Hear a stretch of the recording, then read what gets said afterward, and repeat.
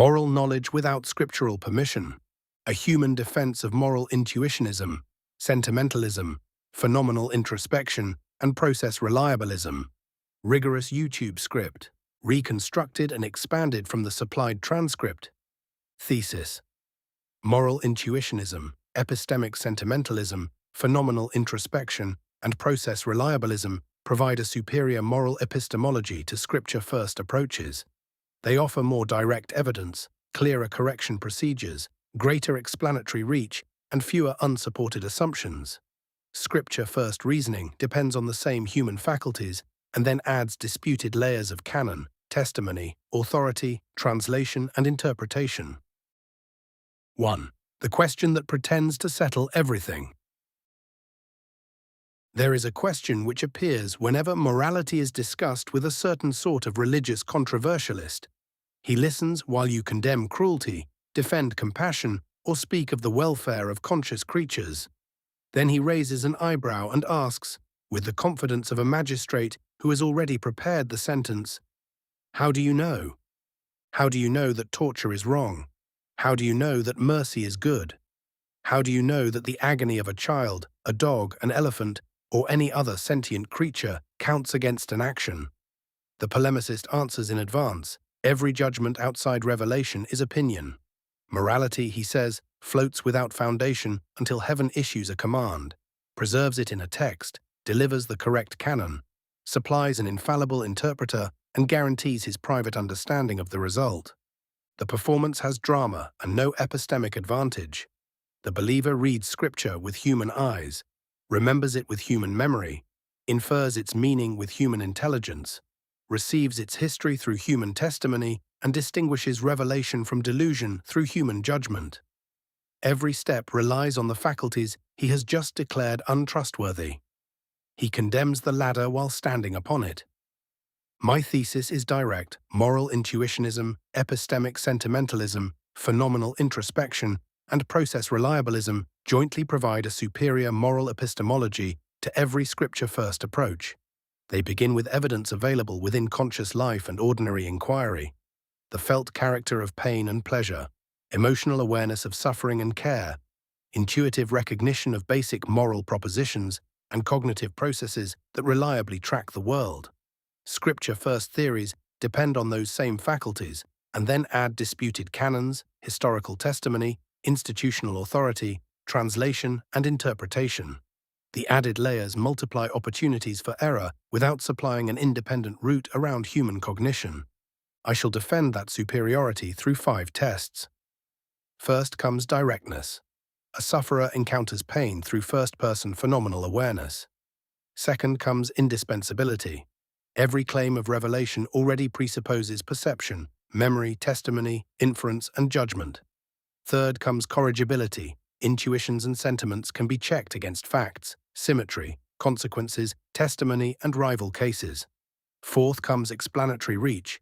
The same reliabilist framework explains knowledge in adults, infants, and non-human animals. Fifth comes parsimony.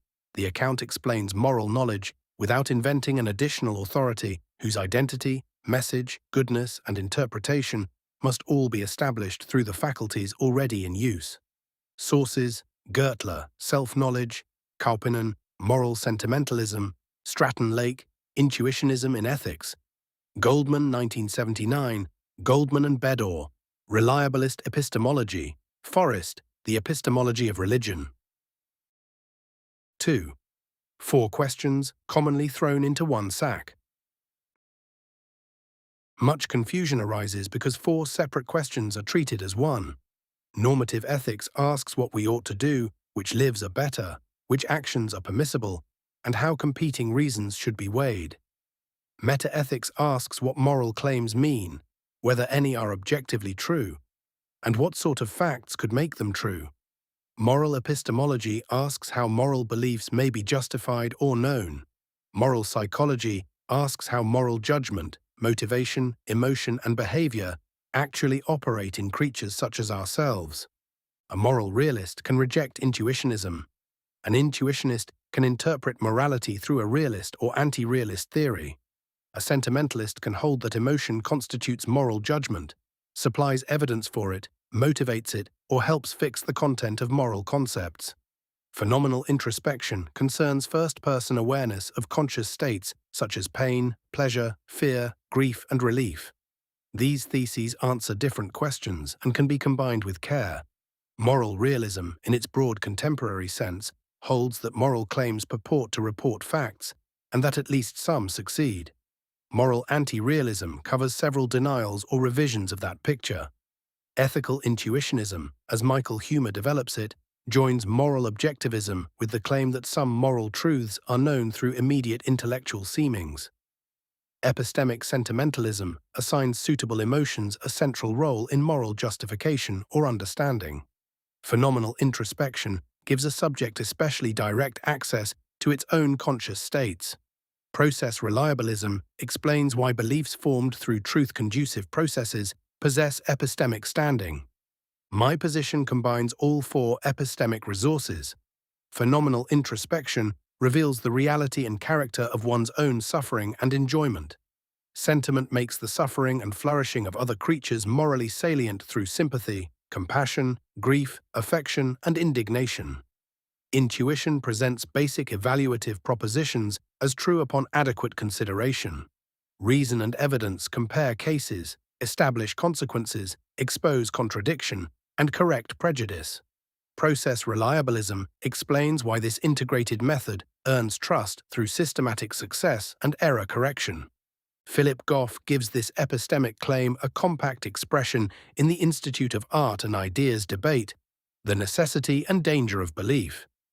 Our emotional experiences reveal facts about the world in the same way our sensory experiences do.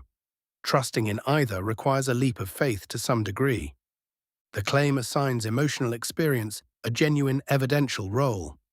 Compassion can disclose the moral urgency of suffering. Indignation can disclose injustice. Grief can disclose the value of a lost relationship. These experiences remain fallible, as perception remains fallible. Their fallibility leaves their epistemic role intact. Goff has since stated his moral realism explicitly. He holds that morality is objective, that slavery is objectively wrong, that moral facts are fundamental, and that pleasure is good while pain is bad. His position supplies a clear contemporary example of a moral realist who treats experience as a route to moral knowledge. Sentimentalism can serve realism. Feelings, emotions, and passions need no reduction to arbitrary preferences, private taste, chancy impulses, or random noise. Sources: Sayre McCord, Moral Realism; Joyce, Moral Anti-Realism; Huemer 2005, Stratton Lake, Intuitionism in Ethics; Kaupinen, Moral Sentimentalism; Gertler, Self-Knowledge; Goff, The Necessity and Danger of Belief, Goff 2025, Are Mystical Experiences the Source of Moral Knowledge? 3. What Hume actually gives us. Hume is often reduced to a slogan: reason is the slave of the passions. The slogan is memorable, the philosophy is richer. Hume denies that reason alone discovers moral distinctions. Reason tells us what occurred, what caused it, which consequences are probable, and whether our beliefs contradict one another. Moral approval and disapproval arise through sentiment, especially through sympathy and the adoption of a more general point of view. In the treatise, Hume writes that morality is more properly felt than judged of. He distinguishes calm moral sentiments from violent private passions. He asks us to consider character beyond immediate self-interest, correct for our partial position, and attend to the effects of qualities upon those who possess them and those who live around them. A jealous man can feel rage. A bigot can feel disgust. A conqueror can feel glory. The bare existence of a passion certifies nothing. Moral sentiment gains epistemic weight when the spectator is informed, comparatively impartial, attentive to consequences, and able through sympathy to enter the situation of others. Hume supplies a naturalistic account of moral judgment, governed by correction and a common point of view. Critics often caricature sentimentalism as the inference, I dislike this, therefore it is objectively wrong. Developed sentimentalism asks which responses survive full information, impartial comparison, freedom from distorting interest, and attention to every affected creature. It distinguishes moral perception from nausea, inherited taboo, panic, and tribal hatred. Rationalist theories face their own explanatory burden. Abstract reason must somehow generate evaluative content and motivation without any effective apprehension of value. Hume's exact meta-ethical classification remains disputed. This script uses his moral psychology, his emphasis on sympathy, and his literary temper. The defense also employs contemporary moral realism, intuitionism, phenomenal introspection, and process reliabilism, positions whose modern formulations extend beyond Hume's own system. Sources: Hume 1739–40, Treatise, Book 3, Hume 1751, Inquiry Concerning the Principles of Morals. Cohon, Hume's Moral Philosophy. Kauppinen, Moral Sentimentalism. 4. Process Reliabilism, the Parsimonious Framework. Alvin Goldman's classic proposal begins from an ordinary contrast. Vision in good light, memory under normal conditions, competent deduction, and well-conducted inquiry often produce true beliefs. Guessing, wishful thinking, confusion, and hallucination do worse. A justified belief, on the simplest process reliabilist account, is produced by a reliable belief-forming process. Reliability permits occasional error. Weather instruments malfunction. Memory distorts. Experts err. A process is reliable when it produces a favorable tendency toward truth across the relevant range of cases. The theory is externalist because the subject need not possess a proof of that reliability. A child can know that the dog is in the garden without knowing epistemology. A dog can know that its guardian stands outside without reviewing the modal profile of canine audition. This offers a clean response to a severe form of the problem of the criterion. We need not first know that a faculty is reliable before that faculty can give first-order knowledge. Such a demand threatens regress. The proof of reliability would itself depend upon perception, memory, inference, or testimony, each awaiting another certificate. Externalism allows a faculty to confer knowledge through successful contact with the world, even where the knower cannot vindicate that faculty from some neutral standpoint outside all cognition. Process reliabilism became the standard and most extensively discussed form of reliabilism. Contemporary surveys still concentrate upon it as the central theory of reliabilist justification. Its naturalistic promise is obvious. Reliability can be investigated through psychology, neuroscience, behavioral ecology, error analysis, calibration, and comparative performance. Its economy is a strength. Counterexamples identify the exact refinements the theory requires. Parsimony removes idle machinery while preserving every condition needed to distinguish knowledge from error, accident, and defeated belief. Sources: Goldman 1979, Goldman and Bedore, Reliabilist Epistemology, especially sections 1–2, Kornblith 2002. 5. 4 problems that refine process reliabilism. The word reliable must never be used as philosophical incense. 4 difficulties deserve attention. First comes the generality problem. Every particular belief-forming event instantiates many process types. My belief that a bird sits upon the fence may arise from vision, daytime vision, vision at 20 meters, corrected vision, hurried vision, or visual recognition of this species in this weather. Some descriptions are reliable, others are not. The theory must explain which process type is epistemically relevant. Second comes epistemic luck. A generally reliable process may deliver a true belief through accident in a particular case. A hunter may follow a misleading track, take a wrong turn, and encounter the prey by coincidence. The general reliability of his tracking does not turn this fortunate error into knowledge.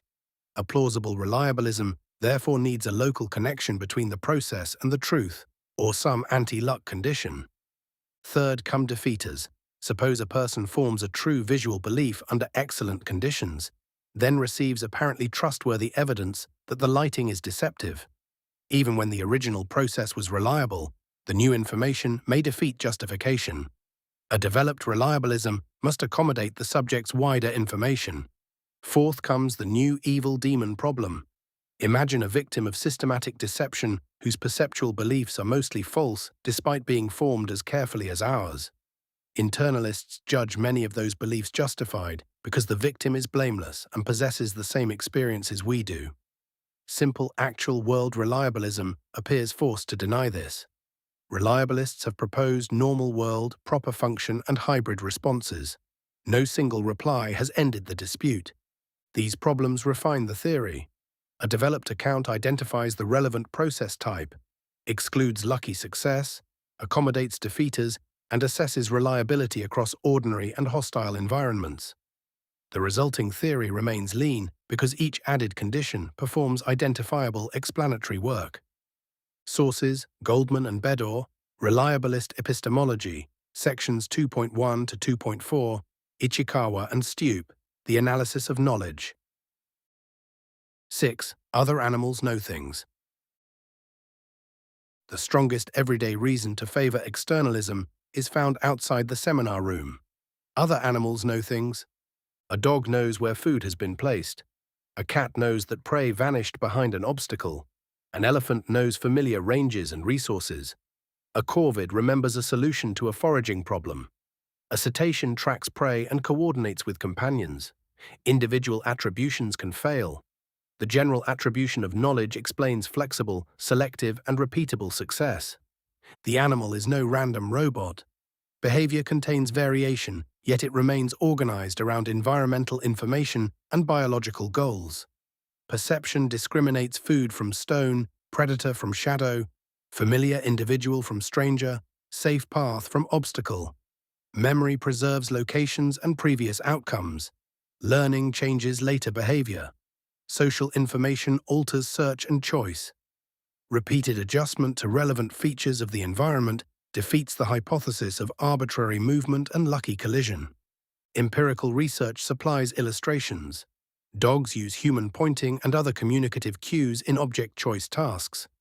Wild Mexican jays retained a complex foraging solution for more than 3 years, and experienced birds affected the behavior of naive group members.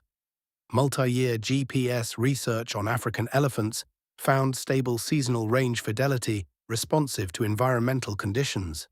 Comparative cognition more broadly studies perception, memory, navigation, planning, social learning, tool use, and communication across taxa.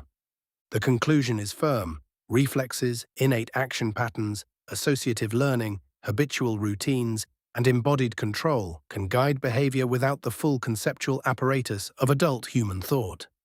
Many animals also possess representational and cognitive capacities sufficient for genuine knowledge. Reflective self-vindication plays no necessary role in that achievement. Hilary Corn-Blythe makes the point central to naturalistic epistemology. Cognitive ethology treats knowledge as a natural phenomenon which helps explain successful action in humans and other animals. The philosopher who refuses every animal knowledge attribution because the animal cannot articulate reasons has confused knowledge with the ability to defend a dissertation about knowledge. Sources: Cornblythe 2002, Cornblythe 2014, Andrews, Animal Cognition, Salomon et al. 2023, Joe et al. 2023, Burton Roberts et al. 2022. 7. Concrete cases: the superior method at work. An epistemology earns its keep through concrete judgments. The supplied transcript gives us a puppy tortured for amusement, child sacrifice driven by false causal beliefs, the execution of Michael Servetus, capital punishment, bans on music, punishment of harmless relationships, and miracle claims. Across every case, moral intuition, sentiment, phenomenal awareness, factual inquiry, and reliable cognition outperform scriptural authority. Begin with the puppy. Imagine a person torturing a puppy solely for amusement. The animal cries, struggles, attempts escape, and suffers bodily injury. The victim encounters its own pain through conscious experience. In linguistically capable victims, first-person introspection supports the authoritative judgment, "I am in pain." Observers identify suffering through behavior, physiology, causal knowledge, analogy, and testimony. Sympathy presents that suffering as morally urgent. Intuition presents gratuitous torment as wrong. Comparison reveals the same wrong-making feature when the victim is a kitten, a child, or an adult. Scripture adds no epistemic access superior to the pain, the evidence of pain, or the moral apprehension of its significance.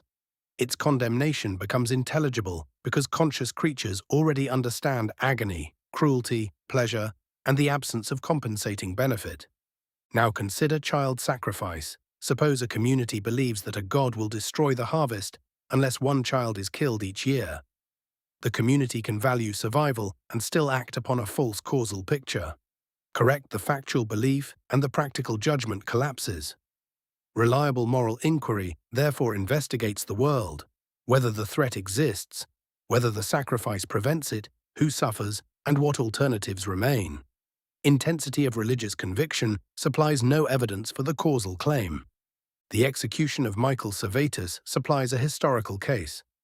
Servetus rejected orthodox Trinitarian doctrine and was burned for heresy by Geneva's governing authorities in 1553.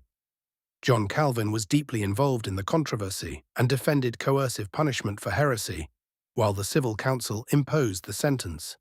Sincere appeal to Scripture and Christian orthodoxy produced no self-applying moral verdict recognized by all reasonable Christians. Interpretation, political power, inherited norms, and moral judgment determined the result. The case exposes Scripture-first epistemology as a human interpretive practice clothed in divine certainty. The modern Catholic treatment of capital punishment displays the same dependence on moral development and empirical knowledge. The 2018 revision of paragraph 2267 acknowledges that legitimate authority had long regarded the death penalty as an acceptable extreme response. It declares the penalty inadmissible in light of human dignity, changed understanding of penal sanctions, and effective systems of detention. The reasoning appeals openly to dignity, security, punishment, redemption, and institutional facts. Moral reflection governs the interpretation of inherited sources. The transcript's music example is equally concrete. In 2024, the Taliban codified morality rules that barred car drivers from playing music, among many other restrictions. The rule expressed the Taliban's interpretation of Islamic law. Its epistemic standing still depends on facts about harm, coercion, joy, social life, and human flourishing. Repetition of the word revelation settles none of those questions. Detention adds force to the rule and no truth to it. Consider two consenting adults in a same-sex relationship. Assume the absence of coercion, deception, betrayal, and injury. The partners receive companionship, affection, security, pleasure, and joy. The morally relevant evidence concerns welfare, autonomy, equality, rights, and actual harm. The World Health Organization frames sexual health through well-being, safe and pleasurable experience, respect and freedom from coercion, discrimination, and violence. International legal surveys continue to document states that criminalize consensual same-sex relations. A theological prohibition earns no exemption from empirical and moral scrutiny. Where the relationship benefits its participants and injures no one, intuition, sentiment, phenomenal testimony, and factual inquiry support permission far more strongly than scriptural prohibition supports punishment. Miracle claims reveal the same hierarchy of evidence. When prayer is followed by an unexpected recovery, responsible judgment examines diagnosis, base rates, spontaneous remission, testimony, fraud, alternative causes, repeatability, and the relation between the event and a specific doctrine. A repeatable event under controlled conditions would carry greater evidential force because observation, comparison, and inference would track it more reliably. Every miracle claim enters belief through ordinary epistemology. The verdict is clear. Moral intuitionism, sentimentalism, phenomenal introspection, and process reliabilism offer direct evidence, public checks, and systematic correction. Scripture-first epistemology relies on all four and adds further uncertainties about canon, transmission, translation, authority, and interpretation. It is epistemically inferior. Sources: Bainton 1953, Oxford reference, Michael Servetus, Holy See 2018, Revision of Catechism, section 2267, Yawar and Greenfield 2024, World Health Organization 2022, ILGA, World 2024. 8. Phenomenal introspection, moral sentiment, and reliable judgment. Phenomenal introspection supplies the most direct premise in moral life. Conscious suffering and enjoyment are real to the subject undergoing them. The judgment "I am in pain" often enjoys a special security because the pain itself makes the judgment true and is present to awareness. Moral knowledge concerning others then draws upon behavior, testimony, physiology, analogy, memory, and sympathy. This route is empirically anchored and open to correction.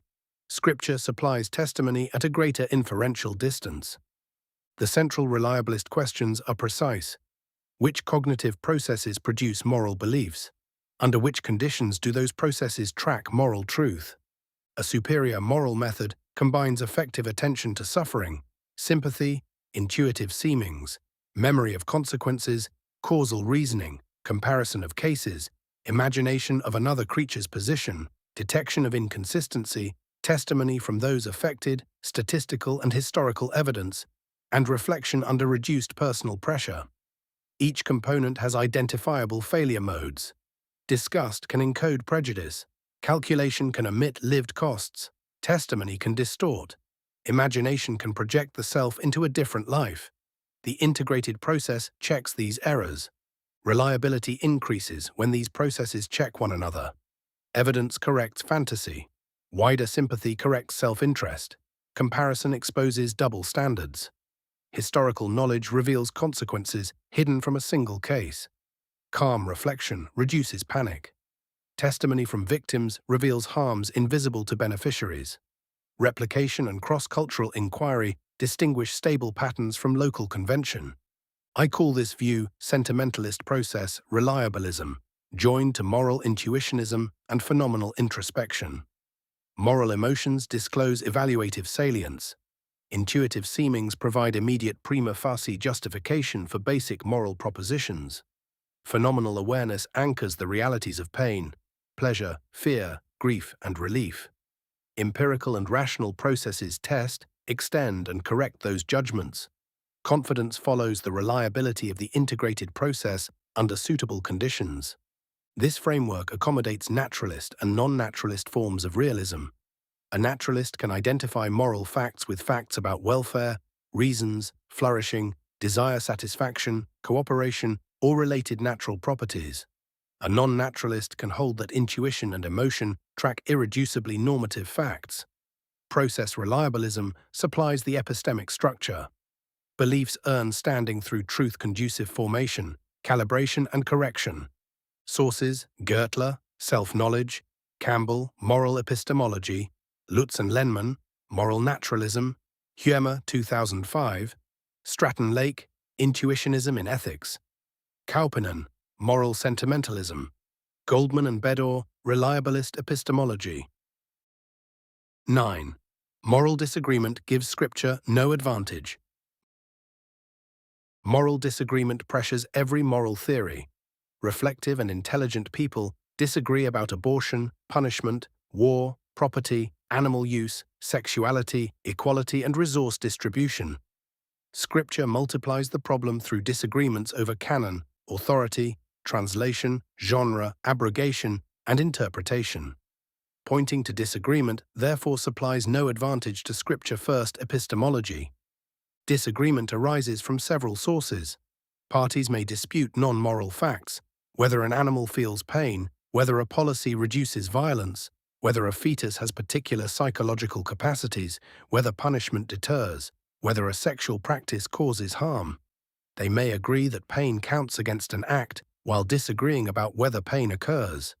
They may agree upon relevant moral reasons while assigning them different weights. They may also disagree at a fundamental evaluative level. The claim that all moral disagreement reduces to factual disagreement is false. Some disputes concern weights, principles, and basic seemings. Persistent disagreement among informed and independent peers can reduce confidence. Confidence must track evidential strength. Gratuitous torture warrants overwhelming confidence, while complex disputes over scarce medical resources require finer calibration. The skeptical inference from disagreement to ignorance fails. Historians, economists, physicians, and theologians dispute difficult questions while retaining knowledge in clearer cases. The rational response examines evidence, competence, independence, bias, and prospects for further inquiry. Scriptural traditions disagree at every level: canon, translation, authority, literal and figurative meaning, moral continuity, abrogation, tradition, and institutional competence. Revelation can function as evidence within a believer's total outlook. Its public force still depends on interpretation and the ordinary standards used to evaluate testimony. Some moral propositions command far greater confidence than others.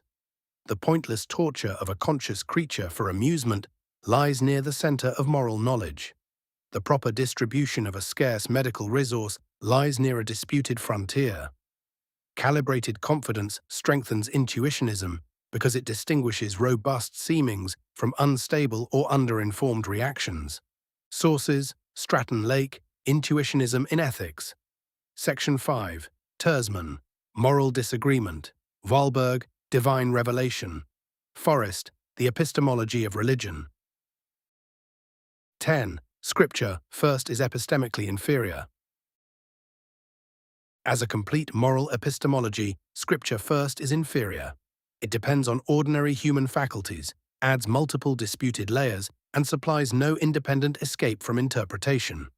Before a text can govern conduct, a person must identify it as Scripture.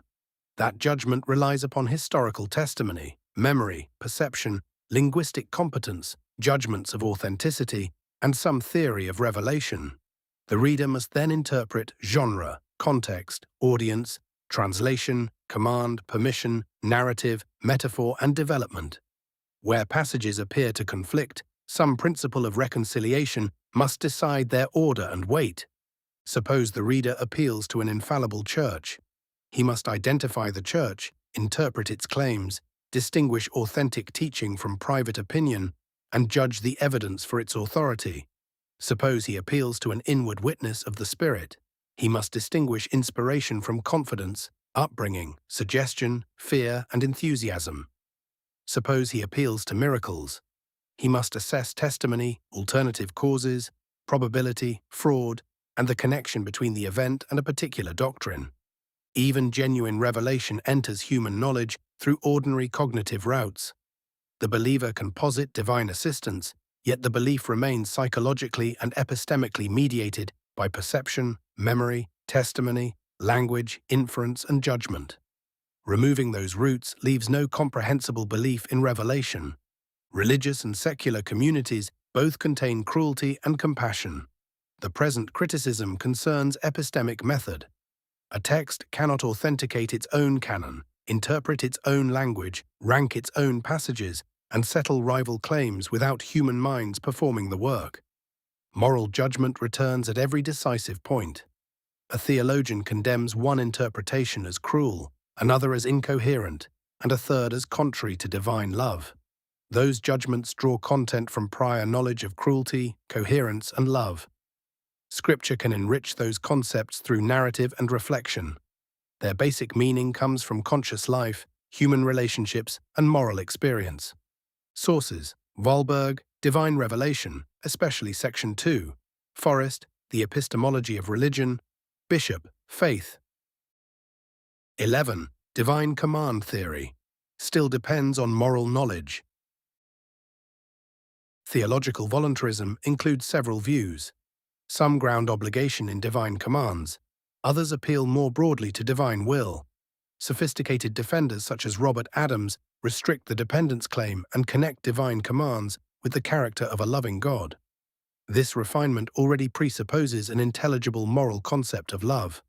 Even if divine commands constitute obligations, human beings still need an epistemology for identifying God, revelation, command, scope, and application. Meta-ethical grounding leaves the problem of epistemic access fully in place. If God's nature explains why the commands are loving, the concept of love must possess enough content for us to identify that nature. We know love through care, attachment, protection, goodwill, delight in another's flourishing, grief at another's suffering, and stable concern. Theology can purify and enlarge this concept. A decree cannot reverse its central features while preserving its meaning. The arbitrariness objection retains force against unrestricted voluntarism, a theory that turns any commanded cruelty into obligation, subordinates morality to will without reason. Restricting commands to the will of an essentially loving God improves the theory by importing independent moral understanding. The sophisticated version therefore confirms the priority of moral cognition over bare scriptural command. A morally perfect God would endorse honest attention to suffering, accurate inquiry into consequences, compassion, intellectual integrity, and correction of error. Scripture-first theorists possess no theological reason to denigrate the faculties through which creatures recognize goodness. Sources: Murphy, Theological Voluntarism; Evans, Moral Arguments for the Existence of God; Campbell, Moral Epistemology, Section 3. 12. The Evolutionary Challenge. A naturalistic moral epistemology faces an evolutionary challenge. Our emotions and dispositions were shaped by selection for survival and reproduction. The central question is whether sympathy, disgust, loyalty, and indignation track morally relevant features or merely reproduce adaptive patterns. Evolutionary origin alone fails to debunk a faculty. Vision evolved under selection and still tracks medium-sized objects with considerable success. A causal history of belief leaves its truth value untouched. Debunking succeeds only when the process would generate the belief independently of truth, or when truth plays no suitable role in explaining reliability.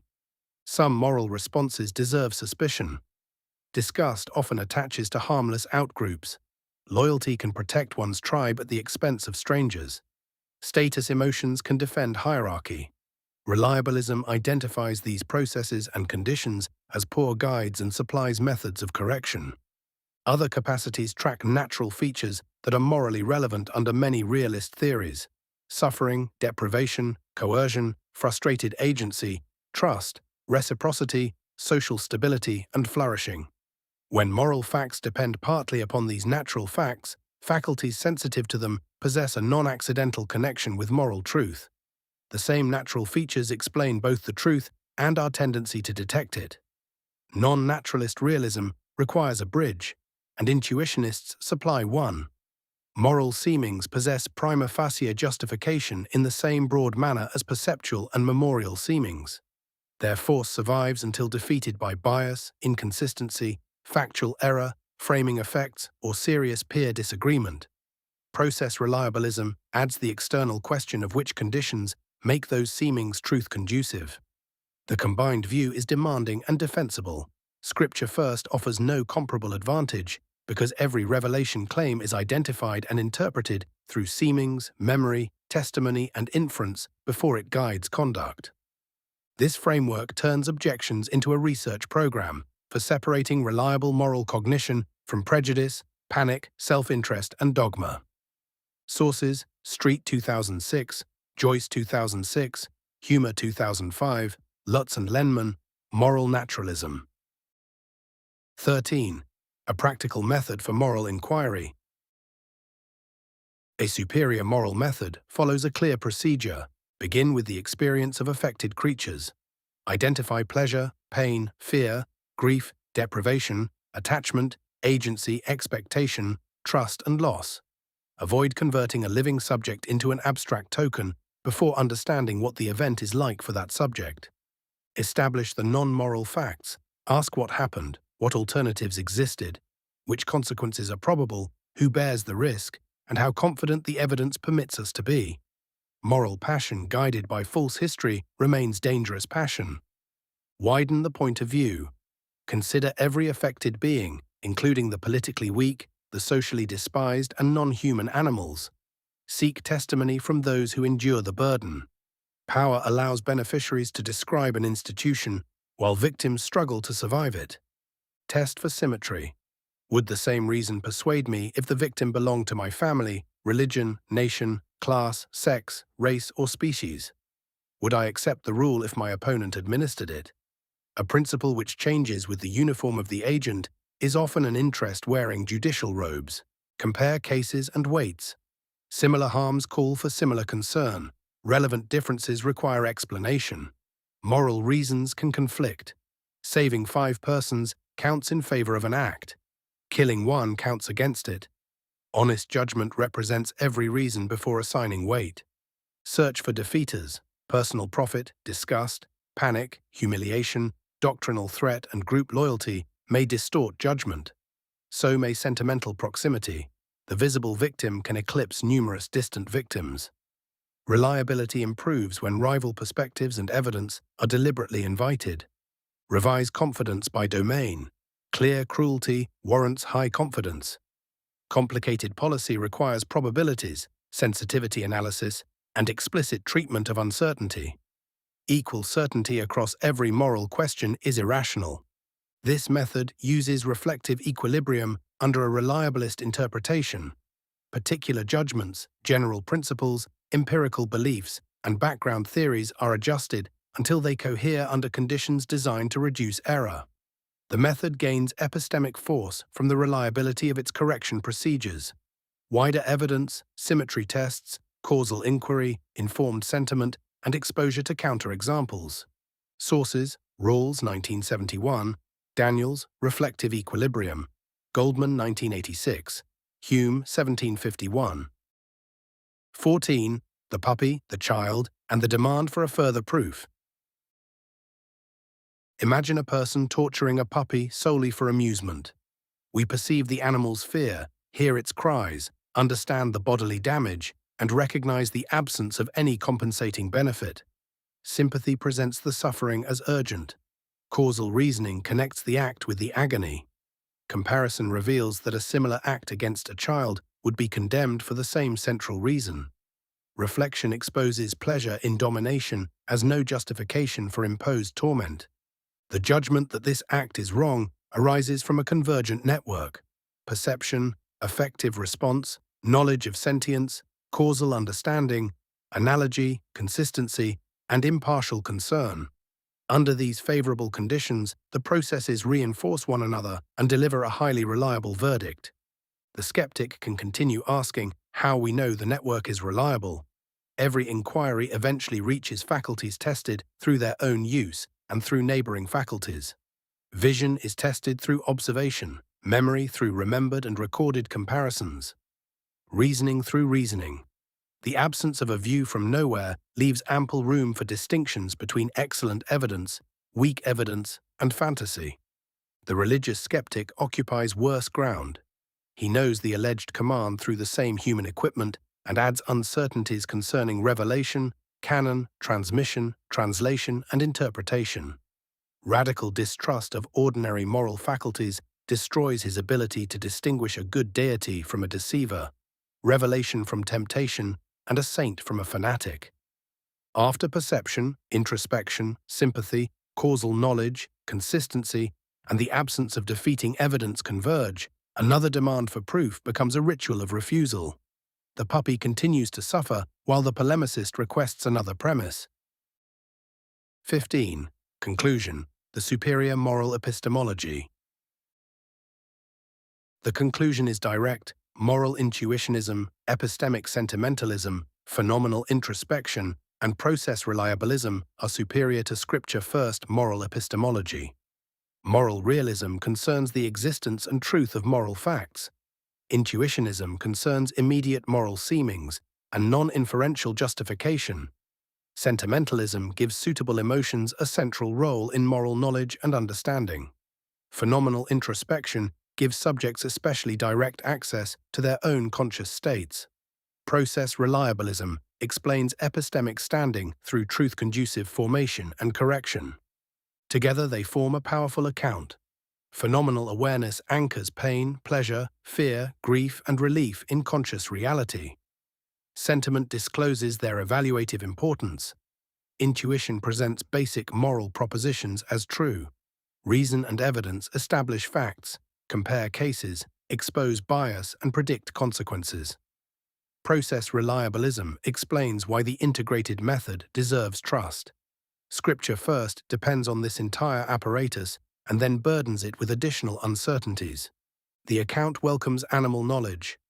Dogs, cats, elephants, corvids, primates, and cetaceans do not move through life as random automata. occasionally colliding with success. Their perception, memory, learning, and social cognition guide structured behavior in stable relation to the world. To call every such achievement mere behavior while reserving knowledge for verbally reflective humans is to protect a word by impoverishing an explanation. The concrete cases reveal the same structure across ordinary morality, religious interpretation, public law, and animal cognition. Reliable judgment depends on the connection between perception, introspection, memory, feeling, testimony, inference, and the facts. Authority enters as testimony and remains answerable to the faculties that recognize and assess it. Moral reliabilism has a precise research program. Identify processes that track moral truth, locate bias and defeaters, test judgments against evidence and symmetry, and distinguish stable moral perception from prejudice. Its openness to empirical and philosophical correction is an epistemic advantage. Scripture first hides comparable failures behind claims of authority, and then uses ordinary judgment to choose among rival authorities.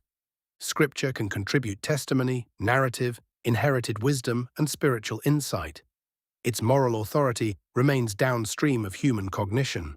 Divine command theory can offer a theory of obligation. Human beings still identify the commander, interpret the command, and assess the character attributed to both. Moral intuition, sentiment, phenomenal awareness, and reliable inquiry therefore retain epistemic priority. Disciplined moral cognition provides direct contact with conscious experience, public correction, continuity with science and animal cognition, and fewer unsupported assumptions. Scripture first adds disputed authority and interpretive distance.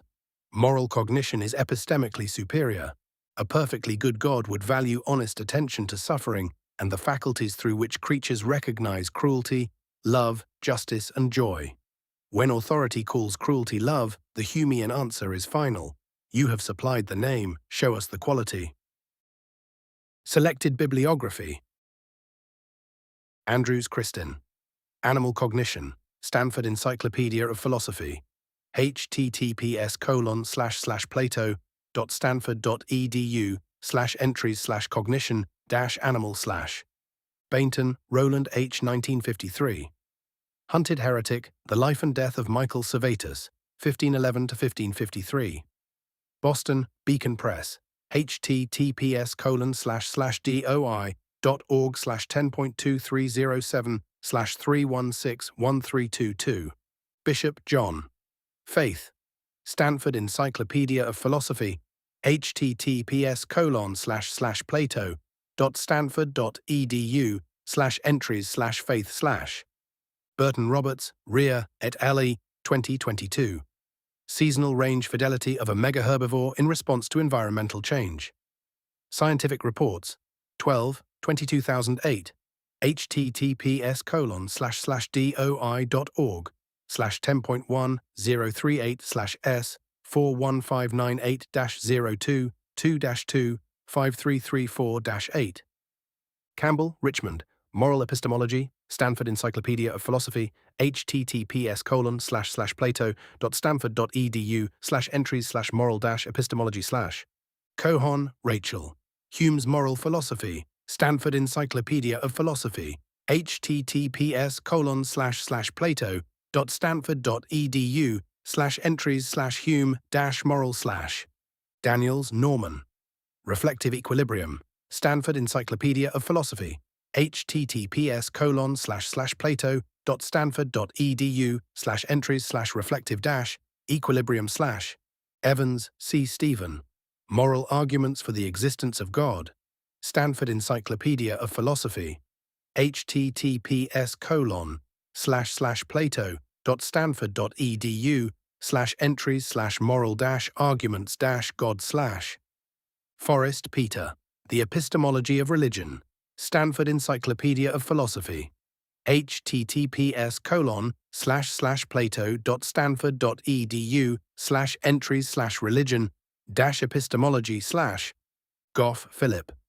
The Necessity and Danger of Belief, Institute of Art and Ideas, https://iai.tv/video/the-necessity Dash and Dash Danger Dash of Dash Belief. Goff, Philip, 2025. Are mystical experiences the source of moral knowledge? Philip's Substack, December 12th. https://philipgoff.substack.com/p/a-mystical-experiences the source. Gertler, Brie. Self-knowledge. Stanford Encyclopedia of Philosophy. https://plato.stanford.edu/entries/self-knowledge/. Goldman, Alvin I., 1979. What is Justified Belief? In Justification and Knowledge, edited by George S. Pappas, 1-23. Dordrecht, D. Rydell, https://www.andrew.cmu.edu/user/kk3n/episclass/goldmanjust.pdf. Goldman, Alvin I., 1986. Epistemology and Cognition. Cambridge, M.A., Harvard University Press. https://books.google.com/books. ID equals YPV9 QGAACAAJ. Goldman, Alvin I., and Bob Bedore. Reliabilist Epistemology. Stanford Encyclopedia of Philosophy. https://plato.stanford.edu/entries/reliabilism/. Hume, David. 1739-40. A Treatise of Human Nature, Book 3. https://www.gutenberg.org/files/4705-h/4705-h.htm. Hume, David, 1751. An Inquiry Concerning the Principles of Morals. https://www.gutenberg.org/files/4320-h/4320-h.htm. Holy See. 2018. New revision of number 2267 of the Catechism of the Catholic Church on the Death Penalty. https://en/bolletino/publico/2 018/08/02/0802a.html. Huema, Michael, 2005. Ethical Intuitionism. Basingstoke, Palgrave Macmillan. https://link.springer.com/book/10.0.1057/9780230597051. ILGA World, 2024. Laws on Us, a global report on laws affecting LGBTI people, https://ilga.org/news/laws-on-os/2024-L GBTI-human-rights/ Ichikawa, Jonathan Jenkins, and Matthias Steup. The Analysis of Knowledge. Stanford Encyclopedia of Philosophy. https://plato.stanford.edu/entries/knowledge-analysis/. Zhou, Hien, et al. In 2023. Long-term memory of experienced J's facilitates problem-solving by naive group members in the wild. Scientific Reports. 13-21593. https://doi.org/10.1-038/41598-02-3-46666-Z. Joyce, Richard, 2006. The Evolution of Morality. Cambridge, Massachusetts, MIT Press. https://mitpress.met.edu/97802-626000729/ the-evolution-of-morality/ Joyce, Richard. Moral Anti-Realism. Stanford Encyclopedia of Philosophy. https://plato.stanford.edu/entries/moral-anti- Kaupinen Antti. Moral Sentimentalism. Stanford Encyclopedia of Philosophy. https://plato.stanford.edu/entries/moral-sentimentalism/. Kornblith, Hilary. 2002. Knowledge and its place in nature. Oxford, Oxford University Press. https://d.oi.org/10.1093/01992-46319.001.0001. Cornblith, Hilary, 2014. Knowledge in Humans and Other Animals. In a Naturalistic Epistemology, Selected Papers, 119 to 141. Oxford, Oxford University Press, https://d.OI.org/10.1093/ACPR/OF:/9780198712459.003.00009. Lutz, Matthew, and James Lenman. Moral Naturalism, Stanford Encyclopedia of Philosophy. https://plato.stanford.edu/entries/naturalism-moral/. Oxford reference, Michael Servetus, Oxford University Press, https://www.oxfordreference.com/display/10.1093/OI/authority.2 011080 3100 456451. Murphy, Mark, Theological Voluntarism, Stanford Encyclopedia of Philosophy, https://plato.stanford.edu/entries/voluntarism-theological/. Rawls, John, 1971. A Theory of Justice. Cambridge, Massachusetts, Harvard University Press. https://www.hup.edu/books/97806740000780. Salomon, Attila, et al. 2023. Dogs Outperform Cats, both in their testability and relying on human pointing gestures. A comparative study. Scientific Reports 13, 17837. https://doi.org/10.1038/41598-023-4 Sayre McCord, Jeffrey. Moral Realism, Stanford Encyclopedia of Philosophy. https://plato.stanford.edu/entries/moral-realism/. Stratton Lake, Philip. Intuitionism in Ethics, Stanford Encyclopedia of Philosophy. https://plato.stanford.edu/entries/intuitionism-ethics/. Street, Sharon, 2006. A Darwinian Dilemma for Realist Theories of Value. Philosophical Studies, 127.